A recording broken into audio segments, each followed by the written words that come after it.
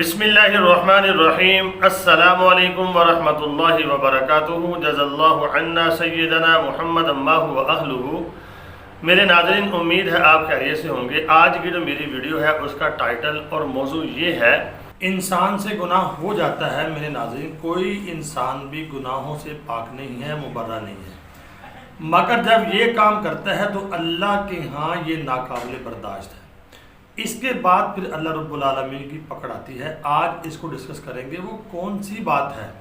گناہ تو ہر انسان سے ہوتا ہے، تو میرے ناظرین، گناہ کرنے کے بعد جب بندہ یہ کام کرتا ہے تو اللہ کی پکڑ لازم ہے۔ تو آئیے آج اس کو ڈسکس کریں گے۔ قرآن پاک کے حوالے سے میں قرآن پاک کی آیت آپ کے سامنے پیش کروں گا۔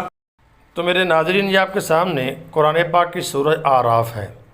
یہ 8ویں پارے کے اندر آتی ہے سورۃ اعراف، وہاں جا کے آپ دیکھ سکتے ہیں۔ اس کی آیت کا نمبر ہے 70۔ بسم اللہ الرحمن الرحیم۔ قالوا اجئتنا لنعبد اللہ وحدہ ونذر ما کان یعبد آباؤنا فأتنا بما تعدنا ان کنت من الصادقین۔ تو قرآن پاک کی آیت میں نے آپ کے سامنے تلاوت کی ہے۔ میرے ناظرین، یہ سورۃ الاعراف کے اندر 8ویں پارے کے اندر جب جائیں گے، آپ اس کو پڑھیں گے، یہ قوم عاد کا واقعہ ہے۔ وَإِلَىٰ عَادٍ أَخَاهُمْ هُودًا، کہ اللہ فرماتے ہیں جب ہود علیہ السلام کو ہم نے قوم عاد کی طرف بھیجا تو ان کا یہ مکالمہ چل رہا ہے۔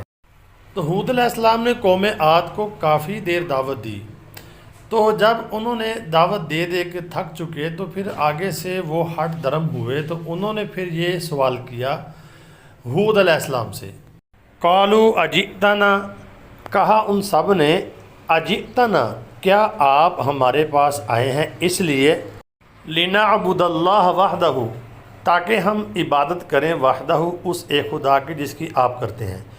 انہوں نے کہا کہ آپ ہمارے پاس اس لیے آئے ہیں اور ہمیں کہہ رہے ہیں کہ ایک خدا کی عبادت کرو، وَنَذَرَ مَا كَانَ يَعْبُدُ آبَاؤُنَا، اور ہم چھوڑ دیں اس کی عبادت جن کی ہمارے آباء و اجداد کرتے تھے۔ یعنی ہم ان کی عبادت کیسے چھوڑیں، یعنی بتوں کی وہ پوجا کرتے تھے۔ تو ہود علیہ السلام نے کہا تم ایک خدا کی پوجا کرو، تو انہوں نے کہا ہم نہیں چھوڑیں گے، جن کی ہمارے بڑے عبادت کرتے تھے ہم تو انہی کی عبادت کریں گے۔ وہ یہی نہیں رکے، پھر جب انہوں نے یہ بات کہی کہ فَأْتِنَا بِمَا تَعِدُنَا، کہ لے آؤ ہمارے اوپر جس کا تم ہم سے وعدہ کرتے ہو، یعنی اللہ کا تم کہتے ہو کہ عذاب تمہارے اوپر آ جائے گا اگر تم نے اللہ کی عبادت نہ کی، بتوں کی پوجا نہ چھوڑی، ان کنت من الصادقین، اگر تم اپنی باتوں میں سچے ہو۔ تو ناظرین، یہ بات جو تھی پھر ان کے اوپر عذاب آنا لازم ہو گیا، پھر اللہ نے ان کو پکڑا۔ جب وہ یعنی کہ گناہ گار تو تھے، مشرک تو تھے، اس کے بعد گناہ کرنے کے بعد پھر وہ یعنی کہ ہٹ درم ہو گئے اور آگے سے چیلنج شروع کر دیا۔ جب آدمی گناہ کرتا ہے، گناہ کرنے کے بعد جب ہٹ درمی کرتا ہے اور اپنے گناہ کے اوپر نادم نہیں ہوتا تو پھر اللہ کی پکڑ آتی ہے۔ اگر انفرادی کرے گا تو انفرادی عذاب آئے گا، اجتماعی کرے گا تو اجتماعی عذاب آئے گا۔ تو ناظرین، دوسری آیت جو ہے وہ آپ کو سورۃ الاعراف ہی کی آیت ہے، آیت نمبر ہے 77، وہ آپ کے سامنے پیش کرنے جا رہا ہوں۔ بسم اللہ الرحمن الرحیم۔ فَعَقَرُوا النَّاقَةَ وَعَتَوْا عَنْ أَمْرِ رَبِّهِمْ، یہ حضرت صالح علیہ السلام کی اونٹنی کا واقعہ ہے۔ جب اللہ نے کہا تھا کہ اس اونٹنی کو تم نے کچھ نہیں کرنا، تو انہوں نے کیا کیا، اونٹنی کو قتل کر دیا، تو اللہ کی نافرمانی کی۔ دیکھیں، فَعَقَرُوا النَّاقَةَ، انہوں نے قتل کر دیا اونٹنی کو، وَعَتَوْا عَنْ أَمْرِ رَبِّهِمْ، اپنے رب کے یعنی کہ حکم سے انہوں نے سرکشی کی۔ جب انہوں نے یہ گناہ کر لیا تو یہ گناہ کرنے کے بعد پھر انہوں نے یعنی کہ بس نہیں کی، آگے انہوں نے کہا وَقَالُوا، کہا ان سب نے، یا صالح، اے صالح، ائتنا، لیا ہمارے اوپر بما تعیدنا، جس کا تو ہم سے وعدہ کرتا تھا، یعنی کہ اگر ہم نے اللہ کی نافرمانی کر دی تو ہمارے اوپر عذاب آئے گا، اللہ کی پکڑ آ جائے گی، ان کنت من المرسلین، اگر تو رسولوں میں سے ہے۔ تو میرے ناظرین، پچھلے واقعے میں اور اس واقعے میں بھی یہی چیز ہے، جب گناہ کرنے کے بعد انہوں نے چیلنج کیا تو اللہ نے پھر اپنا عذاب اتارا ان پر۔ تو میرے ناظرین، سورۃ الاعراف کی میں نے 2 آیات آپ کے سامنے پڑھی ہیں، اس سے یہی ثابت ہو رہا ہے جب کوئی بھی قوم انفرادی یا اجتماعی گناہ کرتی ہے، گناہ کرنے کے بعد ہٹ درمی، یعنی گناہ کیا اور اس کے بعد کہا کہ جاؤ جو ہوتا ہے کر لو، میں تو کروں گا۔ ہمیں یاد ہے آج سے 30-40 سال پہلے رمضان المبارک میں لوگ یعنی کہ کوئی چیز یعنی نہیں کھایا کرتے تھے، روزوں میں چھپ کے کھایا کرتے تھے، تو ان کا ذہن یہ ہوتا تھا کہ کوئی ہمیں دیکھے گا تو کیا کہے گا کہ ہم گناہ کا کام کر رہے ہیں۔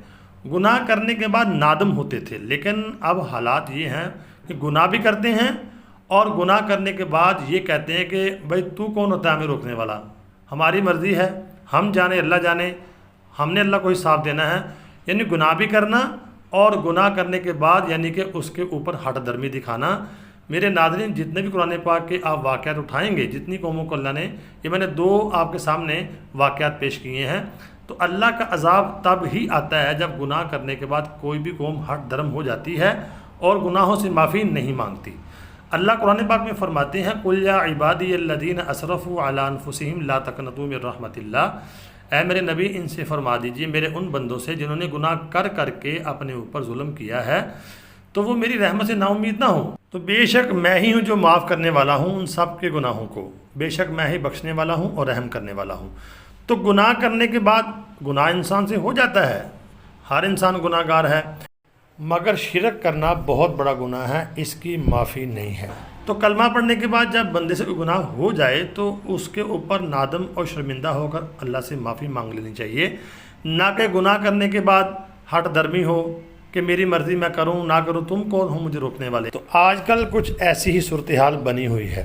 جب یہ صورتحال ہوتی ہے تو میرے ناظرین پھر اللہ رب العالمین کی پکڑ آتی ہے، تو اللہ سے دعا کرے اللہ رب العالمین ہمیں گناہوں سے بچنے کی توفیق عطا فرمائے، اور اگر گناہ ہو جائے تو اس کے اوپر ہمیں معافی مانگنے کی بھی توفیق عطا فرمائے۔ اللہ تعالیٰ تمام امت مسلمہ کی خیر فرمائے۔ دعاؤں میں ضرور یاد رکھیں، ویڈیو کو آگے شیئر لازمی کر دیں۔ السلام علیکم ورحمۃ اللہ وبرکاتہ۔